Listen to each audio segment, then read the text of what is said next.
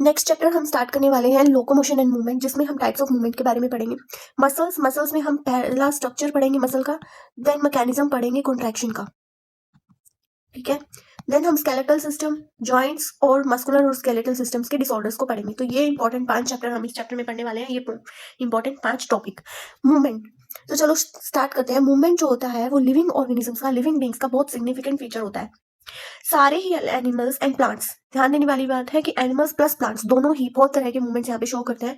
अब यहाँ पे कुछ एग्जांपल्स गिवन है। एग्जांपल नंबर 1, अमीबा एक यूनिसेलुलर ऑर्गेनिज्म होता है जो मूवमेंट शो करता है किस तरीके से अपने इस प्रोटोप्लाज्म को स्ट्रीम करके, स्ट्रीमिंग ऑफ प्रोटोप्लाज्म की हेल्प से अमीबा में मूवमेंट होता है। ये एक बहुत ही सिंपल तरह का मूवमेंट है, ठीक है। एग्जाम्पल नंबर 1 हो गया अमीबा। एग्जाम्पल नंबर 2, यहाँ पे सीलिया, फ्लैजिला, टेंटिकल्स, ये सब भी देखने को मिलते हैं। अगर हम सीलिया की बात करें तो ये मूवमेंट शो कराने में हेल्प करता है पैरामीशियम में। Example of सीलिया is paramecium. Flagella का अगर एग्जाम्पल लूं तो यहाँ पे यूग्लिना होता है। थर्ड, टेंटिकल्स जो हैं, टेंटिकल्स ये हमें हाइड्रा में देखने को मिलते हैं, ठीक है। तो ये एग्जांपल्स आपको याद रखने हैं। तो टोटल कुल यहाँ पे ऑर्गेनिज्म के नाम नहीं लिखे हैं, बट ये याद रखना है, सीलिया पैरामीशियम में होता है, फ्लैजिला यूग्लिना में होता है और टेंटिकल्स हाइड्रा में होता है। और एक अमीबा भी होता है जो स्ट्रीमिंग ऑफ प्रोटोप्लाज्म की हेल्प से मूवमेंट करता है, ठीक है। ह्यूमन बींग्स में भी हम मूवमेंट शो करते हैं। लिम्स यानी हमारे हाथ पैरों को मूव करते हैं, जॉज की मूवमेंट होती है, आईलिड्स और टंग, ये सब हम अलग अलग अपने ऑर्गन्स को मूव कर सकते हैं। तो इस तरीके से हमारे अंदर भी मूवमेंट्स होती है। Some of the movements result in change of place और लोकेशन। यहाँ पे मूवमेंट्स बहुत सारे होते हैं, लेकिन उनमें से कुछ मूवमेंट्स होते हैं जो आपको प्लेस और लोकेशन भी चेंज करा सकते हैं।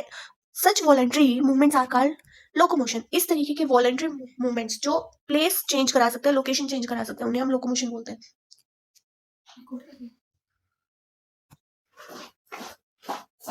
यहाँ पे बहुत सारी तरह के लोकोमोटरी मूवमेंट्स होते हैं, जैसे walking, running, climbing, flying and swimming. Locomotory movements structures जो होते हैं वो मूवमेंट वाले स्ट्रक्चर से डिफरेंट नहीं होते, यानी कि लोकोमोशन और मूवमेंट में सेम तरह के स्ट्रक्चर्स यहाँ पे यूज किए जा सकते हैं। अलग से कुछ भी ऑर्गन नहीं होता जो लोकोमोशन अलग कराएगा, मूवमेंट अलग कराएगा। फॉर एग्जांपल हम अगर पैरामीशियम में देखते हैं, मैंने पहले ही बताया सीलिया हेल्प करता है मूवमेंट में भी, जो कि फूड की मूवमेंट कराता है थ्रू साइटोफेरिंग्स। और सेम यही लोकोमोशन में भी हेल्प करता है। हाइड्रा में भी टेंटिकल्स का यूज किया जाता है फॉर कैप्चरिंग इट्स प्रे को कैप्चर करने के लिए टेंटिकल्स का यूज करता है। Also use them for locomotion के लिए भी सेम टेंटिकल्स का यूज करता है। यानी कि हम भी लिम्स का यूज करते हैं अपने बॉडी पोस्चर्स को चेंज करने के लिए और लोकोमोशन के लिए भी। तो सारे के सारे ये जो ऑब्जर्वेशंस है, ये हमने टेंटिकल, सीलिया और लिम्स, जॉज, ये जो सब देखा है हमने, सबको मूवमेंट्स और ये सब हमें देख के पता चला कि मूवमेंट्स और लोकोमोशन को अलग अलग स्टडी करने की जरूरत नहीं है। सेम ही चीज स्ट्रक्चर्स को स्टडी करके हम दोनों की मूवमेंट को स्टडी कर सकते हैं। यहाँ पे मेथड ऑफ लोकोमोशन में बहुत तरह के जितने भी लोकोमोशन यहाँ पे ऑर्गेनिज्म परफॉर्म कर रहे हैं वो किस लिए कर रहे हैं, हैबिटेट के लिए, मतलब वो कहाँ पे रहते हैं उसके अकॉर्डिंग। दूसरा, डिमांड ऑफ द सिचुएशन, जैसे locomotion is generally use for search of food की तलाश में, शेल्टर में, suitable breeding ground, favourable climate condition, escape from enemies, इन सब चीजों के लिए लोकोमोशन का यूज किया जाता है। आगे हम यहाँ पे पढ़ेंगे टाइप्स ऑफ मूवमेंट, ठीक है। टाइप्स ऑफ मूवमेंट में हमारी ह्यूमन बॉडी में जो सेल्स होते हैं वो डिफरेंट तरीके के मूवमेंट शो करती है। मेनली यहाँ पे 3 टाइप के मूवमेंट्स होते हैं, जैसे कि एमोबॉइड, सीलियरी एंड मस्कुलर। हमारी बॉडी में कुछ सेल्स होते हैं जैसे कि मैक्रोफेजेस एंड ल्यूकोसाइट। ल्यूकोसाइट कौन होते हैं? WBC, ठीक है। ब्लड की जो सेल्स हैं, मैक्रोफेजेस एंड ल्यूकोसाइट, ये शो करती है एमीबॉइड मूवमेंट। एमीबॉइड मूवमेंट मैंने कैसे बताया था, स्ट्रीमिंग ऑफ प्रोटोप्लाज्म से होता है एमीबॉइड मूवमेंट, जैसे कि अमीबा में देखने को मिलता है। इसमें क्या होता है कि एक स्यूडोपोडिया टाइप की फॉर्म, स्यूडो मतलब फॉल्स, पोडिया मीन्स फीट नहीं के, जो अमीबा यहाँ पे होता है वो अपने प्रोटोप्लाज्म को, जो सेल के अंदर हमारा साइटोप्लाज्म होता है ना, उसी को प्रोटोप्लाज्म होता है, इसको आगे की तरफ ऐसे फ्लूइड तरह का एक नेचर होता है यहाँ पे, वो आगे को इसको पुश करता है, तो इसकी बॉडी भी आगे पुश हो जाती है। तो जब ये आगे से अपने प्रोटोप्लाज्म को पुश करता है तो एक फीट जैसा स्ट्रक्चर बन जाता है, जिसे स्यूडोपोडिया बोल सकते हैं, ठीक है। इसी तरह के मूवमेंट्स यहाँ पे मैक्रोफेजेस और ल्यूकोसाइट्स में देखने को मिलते हैं। दूसरा, साइटोस्केलेटल एलिमेंट, जैसे कि माइक्रोफिलामेंट। साइटोस्केलेटन, सेल की स्केलेटन के ऊपर कुछ स्ट्रक्चर्स होते हैं जैसे कि माइक्रोफिलामेंट, वो भी एमीबॉइड मूवमेंट दिखाते हैं। तो यहाँ पे 3 एग्जांपल हो गए, मैक्रोफेजेस, ल्यूकोसाइट और तीसरा माइक्रोफिलामेंट्स ऑफ सेल्स, ठीक है। ये सब एमीबॉइड मूवमेंट दिखाते हैं। दूसरा यहाँ पे टाइप का जो मूवमेंट है वो है सीलियरी मूवमेंट। सीलियरी यानी कि सीलिया वाला। सीलिया कहाँ पे होगा? हमारे जो इंटरनल ट्यूबुलर ऑर्गन होते हैं, अंदर के जो ट्यूबुलर ऑर्गन जो कि होलो होते हैं, उनके ऊपर सिलिएटेड एपिथेलियम होती है। जैसे फॉर एग्जाम्पल ट्रैकिया में हमें डस्ट पार्टिकल्स को रिमूव कराना होता है, तो वहां पे सीलियरी मूवमेंट देखने को मिलता है। ये बात जरूर ध्यान रखना है कि जो सीलिया का मूवमेंट होता है वो कोऑर्डिनेटेड होता है, मिलजुल के एक साथ सारे सीलिया यहाँ पे डस्ट पार्टिकल्स को ट्रैकिया से रिमूव कराते हैं। डस्ट पार्टिकल्स होता है या फिर कुछ फॉरेन सब्सटेंस जो हमने इनहेल कर लिए हैं एटमॉस्फेरिक एयर के साथ में, ठीक है। एग्जाम्पल नंबर टू यहाँ पे पैसेज ऑफ ओवम, ओवम जो होता है फीमेल रिप्रोडक्टिव ट्रैक्ट में, उसे भी मूव कराया जाता है सिलियरी मूवमेंट से, ठीक है। तीसरा जो मूवमेंट होता है वो होता है मस्कुलर मूवमेंट। मस्कुलर मूवमेंट होता है हमारे लिम्स में, जॉज में, टंग में, इन सब चीजों को मूव कराने के लिए आप मस्कुलर मूवमेंट का यूज करते हो, ठीक है। The contractile property of muscle, contractile यानी कि मसल जो हमारी होती है वो कॉन्ट्रैक्ट करती है, उसी के कारण हमारा लोकोमोशन होता है, ठीक है। Other movements by human being are majority of multicellular organism, तो ये सब मूवमेंट्स हमारे मल्टीसेलुलर ऑर्गेनिज्म में देखने को मिलते हैं। Locomotion require perfect coordinated activity of muscular and skeletal and neural system. यहाँ पे लोकोमोशन कराने के लिए कौन कौन से सिस्टम्स एक्टिवली काम कर रहे होते हैं? मस्कुलर सिस्टम यानी कि हमारी मसल्स, स्केलेटल सिस्टम यानी कि हमारी बोनी, जो बोनी स्ट्रक्चर है, हमारा बोन सिस्टम है वो। तीसरा न्यूरल सिस्टम, हमारा नर्वस सिस्टम, ब्रेन, ब्रेन कह लो, सीएनएस, सेंट्रल नर्वस सिस्टम कह लो, ठीक है। ये बोन वाला स्ट्रक्चर हो गया और ये मसल्स वाला स्ट्रक्चर हो गया, ठीक है। तो ये तीनों आपस में जब कोऑर्डिनेटेड मूवमेंट एक्टिविटी करते हैं तब जाके हमारा लोकोमोशन हो पाता है, ठीक है। तो इन सब के मूवमेंट से लोकोमोशन होता है। In this chapter you will learn, हम इसमें मसल्स और उसकी मैकेनिज्म के बारे में पढ़ने वाले हैं। अब आ गए हैं मसल्स के ऊपर, ठीक है। यहाँ से हमारा चैप्टर मेनली जो मसल्स के लिए डायरेक्टेड हो जाएगा, हम इसमें मसल के बारे में पूरा पढ़ने वाले हैं। यहाँ पे एक लाइन ये और कहना चाह रहे हैं, यहाँ पे एक फ्लैजुलर मूवमेंट भी होता है जो कि हेल्प करता है स्विमिंग ऑफ स्पर्मेटोजोआ, स्पर्म्स की मूवमेंट में फ्लैजुलर मूवमेंट हेल्प करता है, क्योंकि स्पर्म के पास में टेल होती है, ठीक है। वो टेल क्या करती है? फ्लैजुला जैसे टेल होते हैं, तो यहाँ पे फ्लैजुलर मूवमेंट होता है, टेल वाला मूवमेंट, ठीक है। दूसरा यहाँ पे maintenance of water current in canal system of sponges. Sponges कहाँ पे थे? पोरीफेरा में। पोरीफेरा में जो स्पॉन्जेस होते हैं वो भी यूज करते हैं केनाल सिस्टम को, नहीं, उनके अंदर कैनाल सिस्टम होता है वाटर करंट को मूव कराने के लिए, मेंटेन कराने के लिए। वहां पे भी फ्लैजुलर मूवमेंट होता है। तो पहला एग्जांपल हो गया स्पर्मेटोजोआ, दूसरा एग्जांपल हो गया कैनाल सिस्टम ऑफ स्पॉन्जेस, तीसरा यहाँ पे एग्जांपल है लोकोमोशन ऑफ प्रोटिस्ट। प्रोटिस्ट में यूग्लिना जो होता है, मैंने पहले ही बताया, यूग्लिना के पास में फ्लैजुला होता है, तो वहां पे भी फ्लैजुलर मूवमेंट देखने को मिलता है, ठीक है। अब यहाँ पे आगे आ जाती है मसल्स। मसल्स जो होती है specialise tissue of mesodermal origin, mesodermal origin होता है इस मसल्स का। टोटल बॉडी वेट के, एक ह्यूमन अडल्ट के टोटल बॉडी वेट के 40 to 50% हमारे यहाँ पे मसल्स होती है, ठीक है। Is contributed bye muscles, they have special properties like, ये कुछ प्रॉपर्टीज होती है मसल्स की, इनको बहुत बहुत अच्छे से याद रखना है। एक्साइटेबिलिटी यानी कि एक्साइट हो सकते हैं, कॉन्ट्रैक्टिलिटी यानी कॉन्ट्रैक्ट कर सकते हैं, एक्सटेंसिबिलिटी एक्सटेंड हो सकती है, एंड इलास्टिसिटी, इलास्टिक मूवमेंट भी होता है मसल्स में। तो बच्चे ये एक्साइटेबिलिटी, कॉन्ट्रैक्टिलिटी, एक्सटेंसिबिलिटी ये तो याद कर लेते हैं, इलास्टिसिटी को भूल जाते हैं, तो आपको इलास्टिसिटी को भी याद रखना है। Muscle have classified using different criteria, namely location. अब यहाँ पे हम क्लासिफिकेशन ऑफ मसल देख रहे हैं, क्लासिफिकेशन ऑफ मसल किस किस के बेस पे देख रहे हैं? लोकेशन, यहाँ पे कहाँ पे प्रेजेंट होती है, किस तरह की मसल कहाँ पे प्रेजेंट है।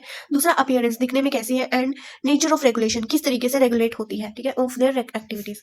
इन सब के बेसिस पे, लोकेशन के बेसिस पे हमारे यहाँ पे 3 टाइप की मसल्स होती है, स्केलेटल, विसरल एंड कार्डियक। तो चलो इनको डिटेल में देखते हैं। पहली मसल होती है स्केलेटल मसल, जो कि क्लोजली एसोसिएट होती है स्केलेटल कंपोनेंट्स के साथ। स्केलेटल कंपोनेंट्स कौन होते हैं? जहाँ पे हमारा पूरा स्केलेटन सिस्टम आता है, बोन स्ट्रक्चर आ जाता है, ठीक है। तो यहाँ पे हमें स्केलेटल मसल देखने को मिलती है। ये स्ट्राइएटेड होती है, स्ट्राइप्ड अपीयरेंस होता है। अगर हम इन्हें अब सीधे सीधे नहीं दिखती है, अगर इनकी सेल्स को आप माइक्रोस्कोप में देखोगे तो वहाँ पे स्ट्राइप्ड अपीयरेंस आता है, इसलिए इन्हें स्ट्राइएटेड मसल बोलते हैं। तो पहला हमारा जो स्केलेटल सिस्टम की जो मसल्स हो गई है वो हो गई है स्ट्राइएटेड, ये आपको डिफरेंस पूरा ध्यान में रखना है। दूसरा, इनकी activities under voluntary control of nervous system, nervous system जो हमारा ब्रेन सिस्टम है उसका पूरा पूरा कंट्रोल होता है इनके ऊपर, इसलिए ये वॉलंटरी होती है, ठीक है। वॉलंटरी मसल्स होती है ये। They are primarily involve in locomotory action and changes of body posture, इनमें ये काम आती है, ठीक है, लोकोमोशन कराने में और आप बॉडी पोस्चर चेंज करने में भी इन मसल्स का यूज करते हो। तो ये बातें आपको ध्यान रखनी है, ये स्ट्राइएटेड होती है, वॉलंटरी होती है, ठीक है। दूसरी यहाँ पे आती है विसरल मसल। विसरल मसल यानी विसरल ऑर्गन्स के पास होगी, located in the inner wall of hollow visceral organ, जो हमारे अंदर ऑर्गन्स होते हैं जैसे कि एलिमेंट्री कैनाल है, रिप्रोडक्टिव ट्रैक्ट है, ये इनको हम विसरल ऑर्गन बोलते हैं। इनके अंदर होलो स्ट्रक्चर होता है, ठीक है, होलो ट्यूब लाइक स्ट्रक्चर्स होते हैं, मतलब ये पूरा ऑर्गन ही होलो होता है, अंदर से ट्यूब के जैसा होता है। उसकी इनर वॉल पे हमें विसरल मसल देखने को मिलते हैं। They do not exhibit any striation, यहाँ पे कोई स्ट्राइएशन नहीं होता है, तो ये नॉन स्ट्राइएटेड टाइप की मसल होती है, या आप इन्हें स्मूथ मसल भी बोल सकते हो। तो जो विसरल मसल हमारी होती है वो नॉन स्ट्राइएटेड होती है, या फिर आप इसे स्मूथ मसल कह सकते हो। Their activities are not under control of voluntary control of nervous system, यानी कि ये इनवॉलंटरी टाइप की मसल होती है, ठीक है। इनके एग्जाम्पल है transportation of food through digestive tract. अभी हमने एलिमेंट्री कैनाल का एग्जांपल लिया था, इसमें हमें फूड को जब मूव होता है अंदर की तरफ, हमारे डाइजेस्टिव ट्रैक्ट में फूड मूव करता है तो वो इनवॉलंटरी होता है, ठीक है, वहां पे ये स्मूथ मसल्स काम करती हैं। इसी तरीके के गैमेट्स का जो जेनेटिव ट्रैक्ट में मूवमेंट होता है वो भी स्मूथ मसल्स के द्वारा ही रेगुलेट होता है। तीसरी यहाँ पे आती है cardiac muscle. Cardiac muscle heart की मसल होती है। मेनी कार्डियक मसल असेंबल इन ब्रांचिंग पैटर्न, इनका एक स्पेशल फीचर है, जो ये मसल सेंस होती है कार्डियक मसल सेंस, ये खुद को असेंबल कर लेती है, ब्रांचेस के जैसा पैटर्न बना लेती है, ठीक है, और उसी को हम पूरा कार्डियक मसल बोलते हैं। बेस्ड ऑन अपीयरेंस ये स्ट्राइटेड होती है, यानी कि स्ट्राइएशन यहाँ पे देखने को मिलता है। स्ट्राइटेड मसल्स ये होती है, दे आर इनवॉलंटरी होती है। अब आप ही सोच के देखो, आप अपने हार्ट की मसल को खुद कंट्रोल कर सकते हो क्या? आप अपने ब्रेन से चाहो तो कंट्रोल करवा सकते हो कि भाई हमारा हार्ट रुक जाए या फिर कुछ उसमें कोई और चेंजेस हो जाए? नहीं, वो इनवॉलंटरी होती है, हमारे बिल्कुल कंट्रोल में नहीं होती। तो ये नर्वस सिस्टम के कंट्रोल में नहीं होती। तो यहाँ पे ये टाइप्स ऑफ मसल कंप्लीट हो गए हैं। अब हम स्केलेटल स्ट्रक्चर, मसल का स्ट्रक्चर देखते हैं, ठीक है, और मैकेनिज्म ऑफ कंट्रैक्शन भी देखेंगे। जो हमारी एक मसल होती है, यहाँ पे हम डायग्राम के थ्रू समझते हैं, ये पूरा एनसीईआरटी का डायग्राम गिवन है। Each organise muscle in our body made up of number of muscle bundle. ये हमारा पूरा जो है ये बड़ा वाला जो है मसल का स्ट्रक्चर है, ठीक है, ये मसल है। मसल के अंदर यहाँ पे हमें बंडल्स देखने को मिलते हैं, ऐसे बंडल्स में अरेंज होते हैं मसल बंडल।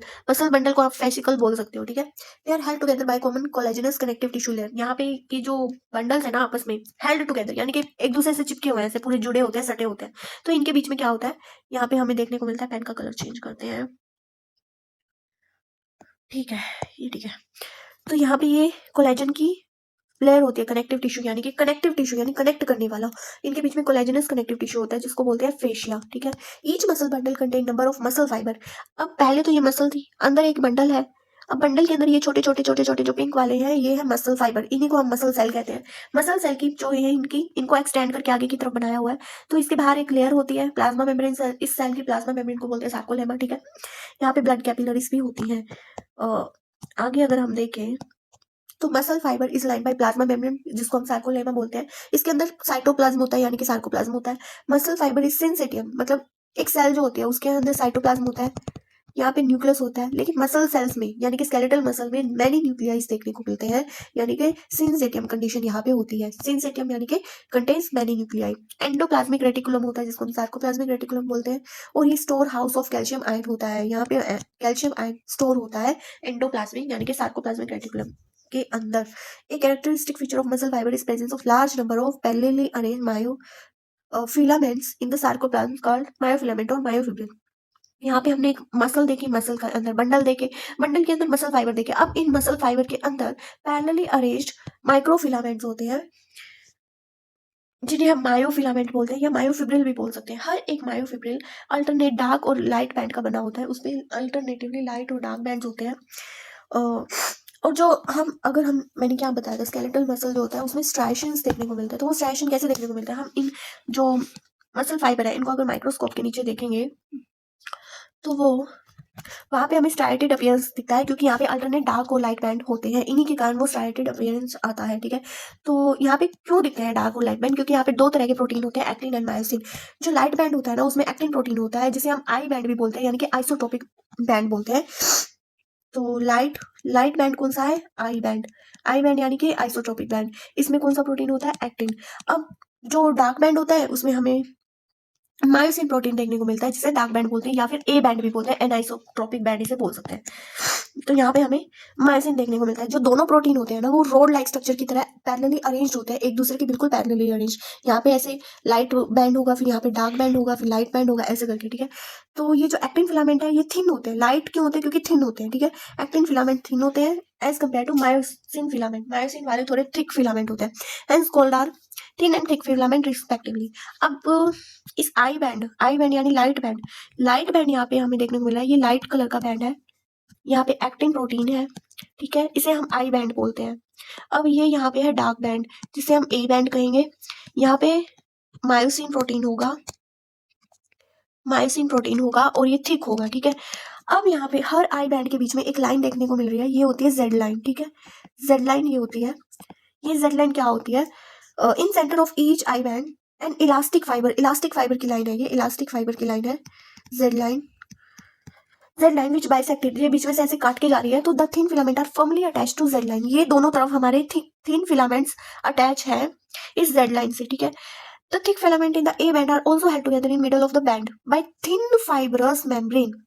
तो यहाँ पे जो ए बैंड है इसके बीच में भी एक लाइन है जिसको बोलते हैं एम लाइन, ये भी दोनों थिक फिलामेंट्स को खुद से अटैच करके रख रही है। प्लस ये किस चीज की बनी हुई है, ये थिन होती है, थिन फाइब्रस मेम्ब्रेन होती है ये। तो ये डिफरेंस यहाँ पे स्पेशली ध्यान रखना है, एनसीईआरटी की लाइन है तो क्वेश्चन में डिफरेंस के तौर पे पूछा जा सकता है। जो जेड लाइन होती है वो इलास्टिक फाइबर की होती है, जो एम लाइन होती है वो थिन फाइब्रस मेम्ब्रेन होती है। वो उसमें इलास्टिसिटी कुछ नहीं दिखाया है, ठीक है, इलास्टिसिटी नहीं होती है ये बैंड में, क्योंकि ये बैंड जो होता है वो कॉन्ट्रैक्ट ही नहीं होता, ये स्ट्रेच ही नहीं होता, ये जहाँ पे रहता है वहीं रहता है। ये बात मैं आपको कॉन्ट्रैक्शन के मैकेनिज्म में आगे बताऊंगी। आगे A and I band are arranged alternatively through the length of myofibril, ये बात पहले मैं बोल चुकी हूँ। Portion of myofibril between two successive Z line is considered a functional unit of contraction called sarcomere। अब ये एक Z line ये है, दूसरी Z line दूसरे I band के बीच में होगी ये वाली। अब ये दोनों Z line सक्सेसिव यानी एक के बाद एक से अगली जो दो Z line है, इन दोनों के बीच का जो डिस्टेंस है इसको बोलते हैं सार्कोमियर। अब यही सार्कोमियर क्या होता है, contraction functional unit of contraction होती है। फंक्शनल यानी काम करने वाली, काम इसका क्या होता है, कॉन्ट्रैक्ट करना। Functional unit of contraction is our sarcomere which is the portion of myofibril between two successive Z line, ठीक है। क्योंकि ये जेड लाइन इलास्टिक फाइबर की है तो ये अंदर की तरफ स्ट्रेच होती है, तब जाके यहाँ पे कॉन्ट्रैक्शन होता है। तो इसी लाइन के बीच, इसी डिस्टेंस के बीच में हमें कॉन्ट्रैक्शन देखने को मिलता है, ठीक है। इन रेस्टिंग स्टेज, अगर हम रेस्टिंग स्टेट की बात करें, ये जो हम डायग्राम बना रहे हैं रेस्टिंग स्टेट का बना रहे हैं, the edges of thin filament on either side of thick filament partially overlap the free end of thick filament leaving the central part of thick filament. The central part of thick filament not overlap by thin filament are called H zone. अब ये बहुत confusing portion है, इसको हम इस वाले diagram की help से समझेंगे कि ये क्या कहना चाह रहे हैं। यहाँ पे ऐसा नहीं है कि जो आई बैंड और ए बैंड होता है एक बिल्कुल ऐसे अल्टरनेटिवली अरेंज तो होते हैं, लेकिन एक एज टू एज नहीं होते हैं, ये एक्चुअल में ऐसे अरेंज होते हैं। ये वाला थिन फिलामेंट, फिर ये थिक फिलामेंट, फिर ये थिन फिलामेंट। तो ये वाला जो थिन और थिन, दोनों थिन के जो एजेस है, फ्री एंड्स है, वो थिक फिलामेंट को पार्शियली ओवरलैप कर रहे हैं। देखो ये इतना ओवरलैप एरिया है यहाँ पे, तो ये पार्शियली एक दूसरे को ओवरलैप कर रहे हैं। अब इनके ओवरलैप करने के बाद पार्शियली कर रहे हैं यानी थोड़ा थोड़ा एजेस पे ओवरलैप कर रहे हैं। बीच में एक सेंटर में पोर्शन खाली है जहाँ पे कोई ओवरलैप नहीं है, जहाँ पे थिक फिलामेंट के ऊपर कोई थिन फिलामेंट नहीं है, इसको बोलते हैं H zone. This is non overlapped area, overlapped area, ठीक है। तो ये क्या हो गया, जहां पे थिन फिलामेंट जहां पे ओवरलैप नहीं किया होता है इसको बोलते हैं एज जोन, ठीक है। अब आगे, ये तो स्ट्रक्चर ऑफ मसल हो गया है। अब यहाँ पे कॉन्ट्रैक्टाइल प्रोटीन्स का स्ट्रक्चर देख रहे हैं। कॉन्ट्रैक्टाइल प्रोटीन्स कौन से, कॉन्ट्रैक्टाइल प्रोटीन्स यानी कि एक्टिन और फिलामेंट, एक्टिन और myosin filament, these are two contractile proteins. कहाँ पे होते हैं ये, मसल फाइबर के ऊपर मायोफिब्रिल में हमें ये देखने को मिलते हैं, अल्टरनेटिवली अरेंज होते हैं आई बैंड और ए बैंड में। तो जो हर एक एक्टिन यानी कि थिन फिलामेंट होता है वो टू फिलामेंटस एक्टिन से मिलके बना होता है।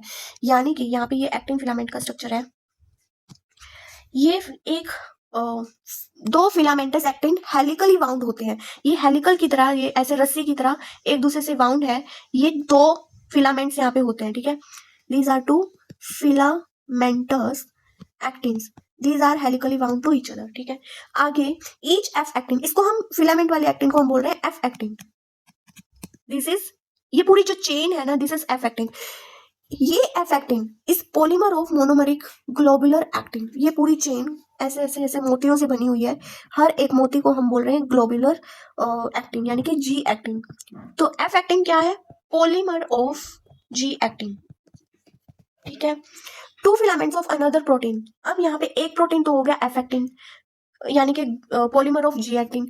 दो चेन हमें यहाँ पे एफ एक्टिन की देखने को मिल रही है। दूसरा हमें एक और प्रोटीन देखने को मिल रहा है ट्रोपोमाइसिन जिसको बोलते हैं, also run close to F actin throughout its length. इस पूरी लेंथ के ऊपर ये जो रस्सी जा रही है इसको बोलते हैं ट्रोपोमाइसिन। इसके भी टू स्ट्रैंड्स होते हैं, तो यहाँ पे ध्यान रखना है, ट्रोपोमाइसिन के भी टू स्ट्रैंड्स होते हैं, टू फिलामेंट्स होते हैं, ठीक है।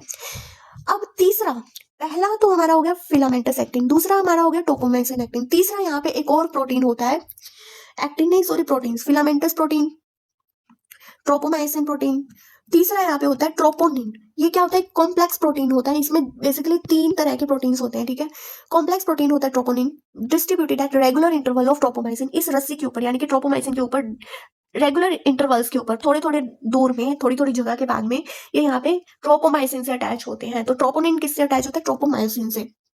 इन द रेस्टिंग स्टेट, जब हम रेस्टिंग स्टेट देखते हैं, a subunit of troponin mask the active binding site for myosin on actin filament. अब ये जो एक्टिन है ना, जब कंट्रैक्शन होगा तो ये जाके मायोसिन से जुड़ जाएगा, या यूं कहो मायोसिन इससे आके जुड़ेगा। अभी मायोसिन, आगे यहाँ पे मायोसिन का स्ट्रक्चर है, ये देखो ये दो तरह के, ये वाला जो है एक्टिन का प्रोटीन है, एक्टिन प्रोटीन का डायग्राम है, और ये मायोसिन प्रोटीन का डायग्राम है। जब कंट्रैक्शन होगा तो भी ये आपस में जुड़ जाएंगे। जुड़ने के लिए इनके पास एक साइट है अपने अपने पास, ठीक है। जैसे यहाँ पे इस मायोसिन के हेड पे, इसके सर पे एक्टिन बाइंडिंग साइट है, और सिमिलरली यहाँ पे हमें एक्टिन पे भी मायोसिन की बाइंडिंग साइट देखने को मिलती है। अब जब रेस्टिंग स्टेज है, यानी कि जब कॉन्ट्रेक्शन नहीं हो रहा है, तब उस बाइंडिंग साइट को मास्क करके रखता है एक्टिन के ऊपर कौन? ट्रोपोनिन की एक सब यूनिट। मैंने कहा ना यहाँ पे ये कॉम्प्लेक्स प्रोटीन होता है, कॉम्प्लेक्स स्ट्रक्चर होता है, इसमें 3 तरह के प्रोटीन होते हैं। इनमें से कोई एक स्ट्रक्चर यहाँ पे मायोसिन की बाइंडिंग साइट को ब्लॉक करके रखता है, उसे मास्क करके रखता है। किसकी? मायोसिन की बाइंडिंग साइट को ऑन एक्टिन फिलामेंट के ऊपर, क्योंकि ये स्ट्रक्चर एक्टिन फिलामेंट के ऊपर है तो मास्किंग इसे ऊपर करेगी। और किसके लिए मास्किंग करेगी? मायोसिन के लिए। ईच मायोसिन यानी कि thick filament is also polymerised protein. ये भी एक, यानी कि ये मायोसिन का पूरा डायग्राम है, ये भी एक पॉलीमराइज्ड प्रोटीन है। मैनी मोनोमरिक प्रोटीन मीरोमायोसिन, पॉलीमर है यानी इसका कोई मोनोमर भी होगा। मोनोमर यूनिट यहाँ पे होती है meromyosin. Meromyosin is the monomeric unit of monomeric protein of polymerized myosin filament. Considered one thick filament, ये एक ही होता है, एक थिक फिलामेंट होता है। Each myromycin has two important part, globular head and short arm and a tail. यहाँ पे 2 part होते हैं, former called heavy myromycin and later called light myromycin. यहाँ पे ये वाला जो इतना पार्ट है, इसमें क्या क्या है? एक तो हेड है, एक शॉर्ट आर्म है, शॉर्ट आर्म। इन दोनों को मिला के बोलते हैं HMM, यानी हैवी मीरोमाइसिन। और पीछे बचती है ये टेल, इस टेल को क्या कहते हैं? Light मीरोमाइसिन। The HMM component, the head and short arm project outward at regular distance and angle from each other. जो HMM यानी हेड और शॉर्ट आर्म, ये दोनों क्या होते हैं? एक दूसरे से एक इंटरवल के ऊपर एक डिस्टेंस पे प्रोजेक्ट आउटवर्ड यानी कि बाहर की तरफ निकले होते हैं, और एक एंगल पे होते हैं। देखो सरफेस से, टेल से एक एंगल के ऊपर ये लगे हुए हैं।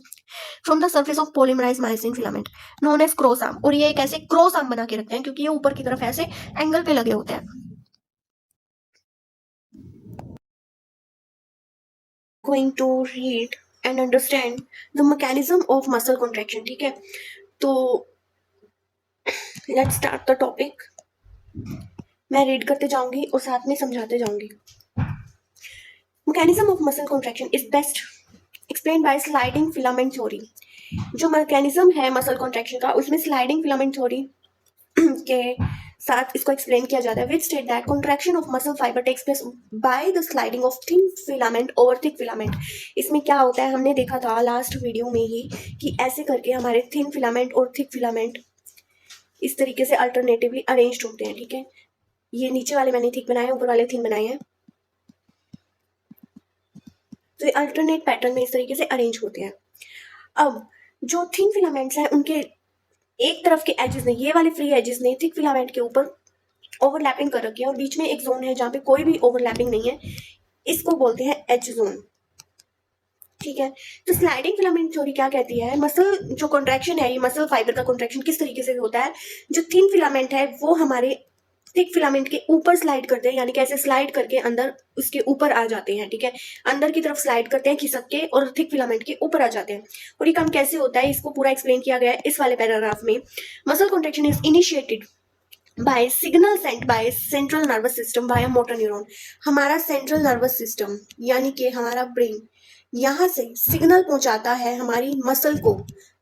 अगर मैं इसको एक मसल मान के चल रही हूँ तो यहाँ से ब्रेन से यानी सेंट्रल नर्वस सिस्टम से एक आएगा, ठीक है। किसको? मसल को। सिग्नल लेके कौन आएगा? सिग्नल लाने वाला यहाँ पे होगा हमारा मोटर न्यूरॉन। मोटर न्यूरॉन क्यों होगा? क्योंकि मोटर न्यूरॉन ही ऐसा न्यूरॉन होता है जो ब्रेन से ऑर्गन तक, मसल तक, टिश्यू तक अपना सिग्नल लेके आता है, ठीक है। तो ऐसे ब्रेन से सिग्नल लेके आने वाले न्यूरॉन को हम मोटर न्यूरॉन कहते हैं। तो यहाँ से वाया मोटर न्यूरॉन हमें हमारी मसल को एक सिग्नल रिसीव होगा। A motor neuron along with the muscle fibre connected to it constitute a motor unit. इस मोटर न्यूरॉन और इसके मसल फाइबर के साथ कनेक्शन को हम बोलेंगे, टोटल इनको दोनों को बोलेंगे हम मोटर यूनिट। मोटर यूनिट यानी फंक्शनल यूनिट। यहाँ पे सिग्नल आएगा, उसको मसल रिसीव करेगी, this is the motor unit. The junction between motor neuron and sarcolemma of muscle fiber is called neuromuscular junction और motor end plate। यहाँ पे जो, अगर मैं एक न्यूरॉन बनाऊं, इस तरीके से हमारा न्यूरॉन होता है, ठीक है। ये ऐसे करके डेंड्राइट्स यहाँ पे रहते हैं, यहाँ पे ऐसे ऐसे डेंड्राइट्स, ये हमारी न्यूरॉन सेल है, ठीक है। अब इस मोटर न्यूरॉन को की एंड पे this is the motor neuron, ठीक है। मोटर न्यूरॉन, और यहाँ पे हमारी मसल जो रहेगी उसकी सार्कोलेमा, ये हमारी मसल सेल है, मसल सेल जिसको हम मसल फाइबर भी बोलते हैं, इसकी sarcolemma, this is the sarcolemma, इसकी मेम्ब्रेन और मसल और मोटर न्यूरॉन की जंक्शन, यानी इनके बीच के गैप में अगर ऐसे करके ये अपना सिग्नल लेके आएगा तो यहाँ पे एक गैप होगा, इस गैप को कहते हैं न्यूरो यानी न्यूरॉन, मस्कुलर यानी मसल के बीच का जंक्शन, न्यूरो मस्कुलर जंक्शन, ठीक है। और motor end plate, also this is known as motor end plate. जो ये न्यूरल सिग्नल आया, reaching this junction release neurotransmitter acetylcholine which generate an action potential in sarcolemma. ये जो हमारा मोटर न्यूरॉन आया है यहाँ पे, इसने जंक्शन में कुछ न्यूरोट्रांसमीटर्स को रिलीज किया है। आपको पता है न्यूरॉन एक सिग्नल लेके आता है, फिर केमिकल्स के थ्रू जंक्शन के ऊपर, जहाँ पे भी हमारे जंक्शन रहते हैं वहां पे कुछ केमिकल्स रिलीज कर देता है वो न्यूरॉन, जिसमें वो सिग्नल्स रहते हैं, ठीक है। यहाँ पे उन केमिकल्स को क्या कहा जाता है, neurotransmitter. This are neurotransmitter. Neurotransmitter बहुत तरह के हो सकते हैं, बहुत तरह के, हम कंबाइनली उनको न्यूरोट्रांसमीटर बोलते हैं, ठीक है। यहाँ पे कौन से वाला आ रहा है, एसिटाइलकोलिन। यहाँ पे एसिटाइलकोलिन नाम का न्यूरोट्रांसमीटर रिलीज हो रहा है मोटर न्यूरॉन के द्वारा in the junction of neuromuscular junction, ठीक है। तो एसिटाइलकोलिन आया, अब इसके आने से यहाँ पे हमारी सार्कोलेमा है, ये यहाँ पे रिसेप्टर होंगे इस लेयर के ऊपर, सार्कोलेमा के ऊपर, वो इसको रिसीव करेंगे, यहाँ पे एक्शन पोटेंशियल जनरेट हो जाएगा इस सार्कोलेमा के अंदर, ठीक है। एक्शन पोटेंशियल जनरेट होने के बाद ये फैल जाएगा, this spreads through the muscle fibre and cause the release of calcium ion into the sarcoplasm. अब हमारी, मैं इसको यहाँ से हटाना चाहूंगी, होपफुली आप समझ गए हो कि यहाँ पे एक न्यूरोट्रांसमीटर आया है जो कि एसिटाइलकोलिन है, उसने आके सार्कोलेमा को एक एक्शन पोटेंशियल दे दिया है, वो जनरेट होने के बाद अब ये मसल सेल है पूरी, इसके अंदर सार्कोप्लाज्म है, ठीक है। यहाँ पे कहीं है सार्कोप्लाज्मिक रेटिकुलम, सार्कोप्लाज्मिक रेटिकुलम, जिसमें होते हैं हमारे कैल्शियम आयन। पहले इस बात का डिस्कशन हो चुका है in the structure of muscle कि सार्कोप्लाज्मिक रेटिकुलम में कैल्शियम लेवल होता, कैल्शियम आयन स्टोर होते हैं, ठीक है। जैसे ही एक्शन पोटेंशियल आएगा, ये यहाँ पे सार्कोलेमा के पूरी लेयर पे स्प्रेड हो जाएगा, इससे क्या होगा, पूरे मसल फाइबर में एक्शन पोटेंशियल आ जाएगा, जहां से सार्कोप्लाज्मा में, यहाँ से सार्कोप्लाज्मिक रेटिकुलम के थ्रू कैल्शियम आयन यहाँ पे सार्कोप्लाज्म में यानी साइटोप्लाज्म में रिलीज हो जाएंगे। अब जैसे ही यहाँ पे कैल्शियम आयन रिलीज हो रहे हैं सार्कोप्लाज्म के अंदर, तो क्या होता है, increase in calcium ion level leads to the binding of calcium with subunit of troponin on actin filament and therefore remove the masking of active side of for myosin and utilizing the energy from ATP hydrolysis, the myosin head now binds to the exposed active site on actin to form the cross bridge, ठीक है। Actual में ये क्या, यहाँ पे क्या हो रहा है, इस लाइन का क्या मतलब ये समझाना चाह रहे हैं, यहाँ पे पिछले डायग्राम में मैं बताती हूँ, मैंने पहले भी बताया था जब इनके एक्टिन और मायोसिन के जब डायग्राम्स और इनकी स्ट्रक्चर्स के बारे में बताया था, फिर से पढ़ते हैं। यहाँ पे क्या होता है, जो ये एक्टिन फिलामेंट होता है, इसके ऊपर ट्रोपोमाइसिन के फिलामेंट्स होते हैं। यहाँ पे रेगुलर इंटरवल पे यहाँ पे आपको एक ट्रोपोनिन नाम का प्रोटीन दिखाई दे रहा होगा। ये प्रोटीन एक्चुअल में क्या होता है, ये कॉम्प्लेक्स प्रोटीन होता है, ठीक है, कॉम्प्लेक्स प्रोटीन होता है ट्रोपोनिन। अब यहाँ पे कॉम्प्लेक्स प्रोटीन है, ये तीन गोले बने हुए हैं ना, मतलब ये इन 3 तरह के सब यूनिट्स हैं, ये इसके सब यूनिट्स, ठीक है। अब क्या होता है, इसकी एक सब यूनिट क्या कर रही होती है, ट्रोपोमाइसिन के ऊपर चिपक के बैठी होती है, और सब unit of troponin mask the active binding site for myosin. ये मायोसिन के लिए जो एक्टिव बाइंडिंग साइट यहाँ पे होने वाली है, इसको मास्क करके यानी छुपा करके, ढक करके बैठी है, इसके ऊपर चढ़ के बैठी है, जहां पे आके हमारा मायोसिन अटैच होने वाला है, यानी कि उसके लिए यहाँ पे क्या है, active binding site. Active binding site का मतलब है यहाँ पे आके मायोसिन जुड़ने वाला है। इसको मास्क कर रखा है ट्रोपोनिन की सब यूनिट ने, किसी एक गोले ने इसको मास्क कर रखा है, ठीक है। अब जब क्या होगा, जब कैल्शियम आयन रिलीज होंगे ना, इस सब यूनिट के साथ में एक कैल्शियम आयन की बाइंडिंग साइट भी होगी। कैल्शियम आयन आएगा, इसके एक सब यूनिट से आगे अटैच होगा, ठीक है, और इसको यहां से हटाएगा, इस गोले को यहां से हटा देगा, यानी ट्रोपोनिन को यहां से हटाएगा और अनमास्क कर देगा active binding site of for myosin on actin filament, ठीक है। एक्टिन के ऊपर जो बाइंडिंग साइट है मायोसिन की, उसको अनमास्क करके बैठी है ट्रोपोनिन की एक सब यूनिट। अब कैल्शियम आयन आएगा, उसको हाथ पकड़ के लेके जाएगा, उसको खींच के साइड करेगा, वहां से हमारी जो बाइंडिंग साइट है वो मायोसिन की फ्री हो जाएगी।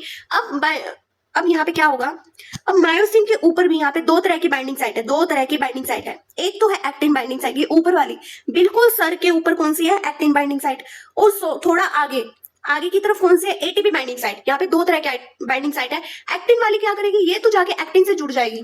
इस वाली बाइंडिंग साइट का क्या काम होगा, ये जाके एक्टिन से जुड़ने वाली है। और जो एटीपी बाइंडिंग साइट जो होती है ना, ये एक्चुअल में क्या होती है, globular head is an active ATPase enzyme.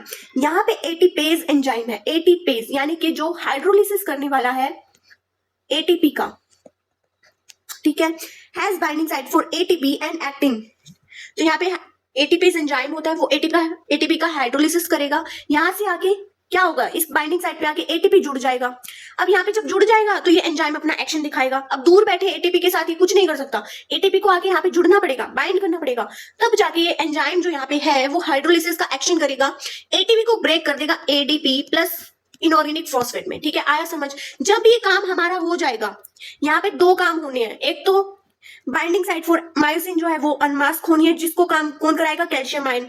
दूसरा काम यहाँ पे होना है, एटीपी आके जुड़ना है, ताकि एटीपी बाइंडिंग साइट पे आके जब वो जुड़े तो ये एटीपेज एंजाइम इसका हाइड्रोलाइज करके इसको तोड़ सके। ठीक है, तोड़ने के बाद जैसे ही यहाँ से एनर्जी रिलीज होगी, तब जाके ये मायोसिन का एक्टिन बाइंडिंग साइट यहां से जाके इसके ऊपर अटैच हो जाएगा, अपनी बाइंडिंग साइट के ऊपर जाके, जो कि एक्टिन फिलामेंट के ऊपर है। क्या इतनी बात समझ आई? इसमें बिल्कुल भी कंफ्यूज नहीं होना है। बेसिक यहाँ पे दो तरह के स्टेप्स हो रहे हैं। सबसे पहले कैल्शियम आयन तो अनमास्क कर रहा है, किसको, बाइंडिंग साइट फॉर मायोसिन को ऑन एक्टिन। किसको हटा के कर रहा है, सब यूनिट ऑफ ट्रोपोनिन को हटा के कर रहा है ये काम।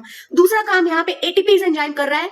जैसे ही यहाँ पे एटीपी जो हमारा मॉलिक्यूल है वो आके यहाँ पे अटैच होगा अपनी बाइंडिंग साइट से, ये एटीपी एंजाइम अपना हाइड्रोलिसिस एक्शन करेगा, एटीपी को तोड़ देगा, यहाँ से एनर्जी रिलीज होगी, और एनर्जी रिलीज होते ही ये जो मायोसिन है हमारा अपनी बाइंडिंग साइट पे जाके जुड़ जाएगा, जो कि एक्टिन फिलामेंट के ऊपर है। ठीक है, इतना काम होने के बाद में अब जाके ये दोनों एक स्ट्रक्चर बना लेंगे, जिसको बोलते हैं क्रॉस ब्रिज। क्रॉस ब्रिज यहाँ पे बन जाएगा। अब इस पूरे डायग्राम में समझते हैं। ठीक है, ये हमारा जो गोले गोले गोले गोले वाला है ना, कौन सा है ये, फिलामेंट वाला कौन सा होता है, एक्टिन फिलामेंट। ठीक है, और ये ग्लोबुलर हेड वाला कौन सा है, मायोसिन फिलामेंट। अब ये जाके क्या करा, यहाँ पे मैंने बताया एटीपी टूट जाएगा, एटीपी में और इनऑर्गेनिक फॉस्फेट में एनर्जी रिलीज होगी, ये जाके अपना सर, अपना माथा, माथे पे इसकी क्या है, एक्टिन बाइंडिंग साइट है, ये जाके अपना माथा उसमें घुसाएगा एक्टिन फिलामेंट में, और ये दोनों मिलके एक स्ट्रक्चर बना लेंगे जिसको कहेंगे क्रॉस ब्रिज। एक्चुअल में यहाँ पे इसमें इस वाले स्टेप में क्रॉस ब्रिज नहीं बन रहा है, इसमें बस ये एनर्जी को ब्रेक होते हुए दिखा रहे हैं कि भाई एक्टिन एटीपी जो है अपना टूट गया, हाइड्रोलाइज हो गया। अब आगे वाले स्टेप में, ये पहला स्टेप क्या है, एटीपी का टूटना। दूसरे स्टेप में जाके ये बता रहे हैं कि किस तरीके से क्रॉस ब्रिज बनता है। यहाँ पे आके बना है क्रॉस ब्रिज, इसका पूरा सर इस एक्टिन के अंदर घुस गया है, मायोसिन का हेड एक्टिन फिलामेंट के अंदर घुस गया है। इस तरीके से हमारा फॉर्मेशन ऑफ क्रॉस ब्रिज हो रहा है। तो अगर आपको सीक्वेंस ऑफ ये पूछा जाए तो सबसे पहले क्या होता है, कैल्शियम आयन वाला काम होता है, जो सब यूनिट ऑफ ट्रोपोनिन को जाके हटाता है, अनमास्क करता है active binding site of for myosin on filament. ठीक है, ऑन एक्टिन फिलामेंट। दूसरे नंबर पे क्या होता है, अपना एटीपी ब्रेक होता है, एटीपी हाइड्रोलिसिस होता है। तो सबसे पहले एटीपी टूटेगा, एनर्जी निकलेगी, तब जाके क्रॉस ब्रिज बनेगा। तो इस आपको सीक्वेंस को ध्यान रखना है। तीसरे नंबर पे यहाँ पे क्रॉस ब्रिज बन रहा है। ठीक है, अब फॉर्मेशन ऑफ क्रॉस ब्रिज के बाद क्या होता है, स्लाइडिंग होती है। स्लाइडिंग यानी कि ये जो होता है ना अपना मायोसिन, ये पीछे की तरफ स्लाइड करता है। ये एक्टिन, मैंने क्या बताया था, थिक फिलामेंट के ऊपर थिन फिलामेंट वाले स्लाइड करेंगे। जैसे ही ये एक्टिन फिलामेंट, ये कौन सा है, थिन वाला फिलामेंट है, एक्टिन फिलामेंट है, ये आगे की तरफ खिसकेगा, इसको, इसके सर को पीछे की तरफ धक्का लगेगा, किसको, मायोसिन को। इस तरीके से यहाँ पे एक और एनर्जी मॉलिक्यूल टूटेगा, तब जाके ब्रेकिंग ऑफ क्रॉस ब्रिज हो जाएगा और अपना एक्टिन और मायोसिन अलग अलग हो जाएंगे। यहाँ पे एटीपी वैसा का वैसा रिलीज हो जाएगा। तो इसको पढ़ते हैं। ठीक है, इसको क्या बोलते हैं, स्लाइडिंग फिलामेंट थ्योरी। तो यहाँ पे क्या पढ़ा हमने, increase in calcium level leads to binding of calcium with subunit of troponin on actin filament and thereby remove the masking of active site for myosin and utilize the energy from ATP hydrolysis. ATP hydrolysis के बाद यहाँ पे energy निकलती है, वो utilise करके myosin है now bind to exposed active site on actin to form cross bridge. Exposed active site, वहां से कैल्शियम ने उसको एक्सपोज करा दिया है एक्टिव बाइंडिंग साइट को, और वहां पे जाके मायोसिन का हेड बाइंड कर जाएगा आफ्टर यूटिलाइजिंग द एनर्जी। यही मैंने बताया। तो यहाँ पे क्रॉस ब्रिज का फॉर्मेशन हो जाएगा। ठीक है, नेक्स्ट आगे क्या होता है, this pulls the attached actin filament toward the center of A band. The Z line attached to these actins are pulled inwards, thereby causing a shortening of sarcomere. This is called contraction. ठीक है, मैंने पिछले video में बताया था कि यहाँ पे Z लाइन्स जो होती है, ये सार्कोमेयर यूनिट होती है, इनके बीच में क्या होता है, कॉन्ट्रैक्शन होता है। जब जब ये हेड जाके यहाँ से जुड़ जाते हैं तो ये ए बैंड थिन फिलामेंट इसके ऊपर स्लाइड करता है।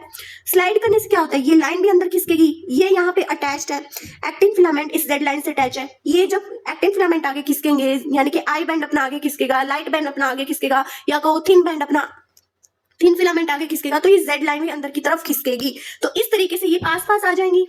पास पास आने से क्या होगा, सार्कोमियर की लाइन, सार्कोमियर छोटा हो जाएगा। ठीक है, तो इस तरीके से हमारी होगी कॉन्ट्रैक्शन। आगे भी इन्होंने एक डायग्राम में दिखा रखा है, मैं यहाँ पे दिखाती हूँ। ठीक है, तो ये क्या है, sliding filament theory of muscle contraction, movement of thin filament and relative size of I band and axon. यहाँ पे क्या है, सबसे पहले ये रिलैक्स्ड है। रिलैक्स में क्या है, ये वाले थिन फिलामेंट है, ये वाले थिन फिलामेंट है। जो इस जेड लाइन से कौन अटैच होते हैं, थिन फिलामेंट। बार बार बता रही हूँ, इससे अच्छा कहीं नहीं समझ आएगा। ये थिन फिलामेंट जेड लाइन से अटैच होते हैं। अभी बीच में कौन सा वाला है, थिक फिलामेंट। ठीक है, फिर से एक और आई बैंड आ गया, जेड लाइन आ गई। ठीक है, अब ये क्या है, पार्शियली ओवरलैप कर रहे हैं थिक फिलामेंट को। कौन, थिन फिलामेंट। बीच में नॉन ओवरलैप एरिया है जिसको बोलते हैं एक्सोन। अब ये तो बात थी रिलैक्स्ड, यहाँ पे कोई कॉन्ट्रैक्शन नहीं हो रहा है, मसल बिल्कुल रिलैक्स्ड है। ठीक है, रेस्टिंग स्टेट पे है। अब यहाँ पे होगा कॉन्ट्रैक्शन। कॉन्ट्रैक्शन में क्या हुआ, जेड लाइन कहाँ से कहाँ थी, यहाँ से यहाँ तक हमारी जेड लाइन थी। ठीक है, अब ये क्या है, अंदर को आ गई। जैसे ही कॉन्ट्रैक्शन हुआ, ये एच जोन अब इतना सा रह गया, पहले इतना सारा था अब इतना सा रह गया, यानी कि थिन फिलामेंट इसके ऊपर खिसक के स्लाइड करके ऊपर आ गए हैं एक्टिन वाले पोर्शन के। ठीक है, एक्टिन फिलामेंट के। जेड लाइन अंदर आ गई है, जेड लाइन अंदर आ गई, यहां से देखो ये जेड लाइन यहाँ पे अंदर आ गई, यहां से जेड लाइन अंदर आ गई है, तो छोटी हो गई है जेड लाइन। ठीक है, आगे बताती हूँ। सो यही लिखा है, this pulls the attached actin filament toward the centre of A band. A band के सेंटर पे ये खींच जाते हैं, पुल हो जाते हैं, पुल्स अंदर की तरफ खींचते हैं। Z line is attached to those actin also pull inward, Z line में अंदर की तरफ चली जाती है। And thereby causing a shortening of sarcomere, यहाँ पे शॉर्टनिंग ऑफ सार्कोमियर हो जाता है। सार्कोमियर कैसे छोटा हुआ, जेड लाइन के अंदर आने से जेड लाइन के बीच का डिस्टेंस कम हो गया, तो उसी को सार्कोमियर बोलते हैं, तो वो शॉर्ट हो गया है। So there is shortening of sarcomere, यहाँ पे इसी को बोलते हैं contraction. It is clear from the above steps that during shortening of muscle, जब कंट्रैक्शन होता है, शॉर्टनिंग ऑफ मसल होता है, the I band get reduce, I band अपना रिड्यूस हो रहा है। आई बैंड की जो लेंथ है हमारी रिड्यूस हो रही है, बिल्कुल हो रही है। अब इसमें कोई कंफ्यूजन नहीं होना चाहिए। Where is the A band retain the length, A band हमारा, आई जो बैंड है, ये आई बैंड, ये वाला आई बैंड के बीच का डिस्टेंस यहाँ पे छोटा हो गया है, लेकिन ए बैंड हमारा बीच में वैसा का वैसा ही है, यहां से यहां तक था, यहां से यहां तक है, वैसा का वैसा ही है। ए बैंड की लेंथ पे कोई फर्क नहीं आता है। तो ये बहुत बहुत बहुत इंपॉर्टेंट बात है कि आई बैंड तो रिड्यूस हो जाता है, लेंथ इसकी क्या हो जाती है, रिड्यूस, लेकिन A band retain the length, A band as it is रहता है, as it is, no shortening. ठीक है, और यहाँ पे हमारे सार्कोमियर भी शॉर्ट हो जाता है। The myosin releasing the ATP and inorganic phosphate goes back to relax state. मैंने पिछले में बताया था, एक बार पूरा पढ़ लेते हैं। ठीक है, a new ATP and cross bridge is broken, a new ATP binds and cross bridge broken, ATP is again hydrolyzed by the myosin head and cycle of cross bridge formation and breakage is repeated, causing further sliding. This process continues till the calcium ion are pumped back to sarcoplasmic cisternae, resulting in the masking of actin filament. This causes the return of Z line back to their original position. This is called relaxation. क्या होता है, मैंने बताया था, सबसे पहले जब cross bridge बनता है उसके पहले भी एक एटीपी टूटता है, जब क्रॉस ब्रिज ब्रेक होता है उसके पहले भी एक एटीपी टूटता है। तो दोनों प्रोसेस में हमारे एटीपी यूटिलाइज हो रहे हैं, 2 बार एटीपी यूटिलाइज हो रहे हैं, फॉर्मेशन में भी और ब्रेकिंग में भी। ठीक है, तो जैसे ये टूट जाता है, अपना जो मायोसिन है वैसा का वैसा वापस अपनी रिलैक्स पोजीशन में आ जाता है। ठीक है, और ये काम कब तक चलता रहता है, जब तक हमारे कैल्शियम आयन रहते हैं वहां पे। जैसे ही कैल्शियम आयन वापस चले जाते हैं, कैल्शियम आयन कहां से आया था, एक्शन पोटेंशियल आने के बाद सार्कोप्लाज्म के अंदर कैल्शियम आयन रिलीज हुए थे। अब ये कैल्शियम आयन वापस अपने स्टोर हाउस में चले जाएंगे, सार्कोप्लाज्मिक सिस्टर्नी। ठीक है, इसके बाद क्या होगा, जैसे कैल्शियम आयन कम हो जाएंगे तो यहाँ पे मास्किंग ऑफ एक्टिन फिलामेंट हो जाएगी, क्योंकि कैल्शियम आयन ने ही इसको अनमास्क कर रखा था। वहां से कैल्शियम आयन हट जाएंगे तो मास्किंग हो जाएगी दोबारा से। इस तरीके से जब मास्किंग हो जाएगी तो मायोसिन का हेड हट जाएगा, हेड हट जाएगा तो जेड लाइन अपनी वापस अपनी ओरिजिनल पोजीशन पे आ जाएगी। इसको कहते हैं रिलैक्सेशन। ठीक है, इस तरीके से हमारी रिलैक्सेशन हो जाने वाली है। The reaction time of the fibres can very in different muscle. ठीक है, रिएक्शन टाइम मतलब कितनी देर वो मसल कॉन्ट्रैक्ट रहेगी, हर मसल इसमें ये चीज वेरी कर सकती है, ये टाइम वेरी कर सकता है। ठीक है, repeated activation of muscle can lead to accumulation of lactic acid due to anaerobic breakdown of glycogen in them and cause fatigue. जब ये मसल्स रिपीटेटिव एक्टिवेशन बार बार लगातार कॉन्ट्रैक्ट हुए जा रही है, तो क्या होता है, यहाँ पे एनारोबिक ब्रेकडाउन ऑफ ग्लाइकोजन हो जाता है, इसकी वजह से लैक्टिक एसिड बनता है, वो जाके इन मसल्स के अंदर एक्यूमुलेट हो जाता है, जिससे हम कहते हैं ये मसल फटीग हो गया है, ठीक है। Muscle contain red colour oxygen storing pigment का मायोग्लोबिन। अब जो मसल होती है, अब इसको मैं यहाँ पे हटाती हूँ, ये में हम पूरा मैकेनिज्म समझ ही चुके हैं। जो मसल होती है हमारी, इनमें दो तरह की मसल्स होती है, red muscle and white muscle, ठीक है। जो रेड कलर का ऑक्सीजन कंटेनिंग स्टोरिंग पिगमेंट होता है वो रेड मसल में होता है, जिसको बोलते हैं मायोग्लोबिन। जैसे हीमोग्लोबिन रेड होता है वैसे ही मायोग्लोबिन भी रेड होता है, इसमें रेड कलर का पिगमेंट होता है, ठीक है। मायो मतलब मसल के अंदर होता है। Myoglobin content is high in some of the muscle which gives reddish appearance. क्या होता है, कुछ मसल्स में हमारे मायोग्लोबिन का कंटेंट ज्यादा होता है, वो रेड कलर की दिखती है, तो वो रेड मसल्स होती हैं। Such muscles are called as red fibers. Red fibers जिनको बोलते हैं। These muscles also contain plenty of mitochondria. इनके अंदर जो रेड वाली मसल्स है, रेड फाइबर्स है, इनमें माइटोकॉन्ड्रिया देखने को मिलता है। And which can utilize a large amount of oxygen stored in ATP in them for ATP production. इसमें क्या होता है, ये माइटोकॉन्ड्रिया क्या करता है, लार्ज अमाउंट ऑफ ऑक्सीजन को यूटिलाइज करके ATP प्रोड्यूस कराता है, ठीक है। These muscles therefore can be also be called as aerobic muscle. Aerobic muscle ये यहाँ पे होती है क्योंकि ये मसल में क्या होता है, माइटोकॉन्ड्रिया होता है जो ऑक्सीजन को यूटिलाइज करके एनर्जी बनाता है, ठीक है। So these are aerobic muscle. On the other hand, some of the muscle possess very less quantity of myoglobin. कुछ एक में क्या होती है, मायोग्लोबिन बहुत बहुत कम होता है, ठीक है। अब कम होने के कारण क्या होता है, ये व्हाइट और पेल अपीयरेंस देते हैं, व्हाइटिश अपीयरेंस देते हैं, इनको व्हाइट मसल बोलते हैं। These are white fibres. Muscle नहीं कहेंगे, फाइबर्स कहेंगे, ठीक है, क्योंकि ये मसल्स के टाइप है, इनमें मसल सेल्स होती हैं। Red fibres and white fibres. Red fibres कौन होते हैं, जिनमें मायोग्लोबिन बहुत ज्यादा होता है। व्हाइट फाइबर्स होते हैं जिनमें मायोग्लोबिन बहुत कम होता है। यहाँ पे number of mitochondria are few. एक तो मायोग्लोबिन कम है, ऊपर से माइटोकॉन्ड्रिया भी बहुत कम है, and the amount of sarcoplasmic reticulum is high. लेकिन इनमें क्या होता है, सार्कोप्लाज्मिक रेटिकुलम का जो अमाउंट होता है वो बहुत हाई होता है। They depend on anaerobic process. Anaerobic process इनमें होता है क्योंकि यहाँ पे माइटोकॉन्ड्रिया कम है तो ऑक्सीजन यूटिलाइज नहीं होगा, तो एनारोबिक प्रोसेस होता है, ठीक है। तो एक बार इन पॉइंट्स को समराइज कर लेते हैं। Depend on a pigment myoglobin, ये रेड कलर कंटेनिंग पिगमेंट होता है मसल्स के अंदर। डिपेंडिंग ऑन इट्स अमाउंट, दो टाइप के यहाँ पे फाइबर्स होते हैं, red fibre, white fibre. Red fibre में मायोग्लोबिन कंटेंट बहुत ज्यादा होता है, व्हाइट फाइबर में कम होता है। रेड फाइबर में यहाँ पे माइटोकॉन्ड्रिया बहुत ज्यादा होते हैं, इसलिए ऑक्सीजन का यूटिलाइजेशन हो पाता है, इसीलिए एटीपी प्रोडक्शन में यहाँ पे ऑक्सीजन यूटिलाइज होता है, इसलिए इसको एरोबिक मसल बोलते हैं, एरोबिक मसल होते हैं ये। वहीं पे जो व्हाइट फाइबर्स होते हैं वहां पे माइटोकॉन्ड्रिया कम होता है, ऑक्सीजन यूटिलाइज नहीं होता, इसीलिए ये क्या होते हैं, एनारोबिक मसल्स होते हैं। प्लस यहाँ पे सार्कोप्लाज्मिक रेटिकुलम का अमाउंट हाई होता है, ठीक है। So this is all about muscle. अब नेक्स्ट वीडियो में हम यहाँ पे स्केलेटल सिस्टम पढ़ेंगे, ठीक है।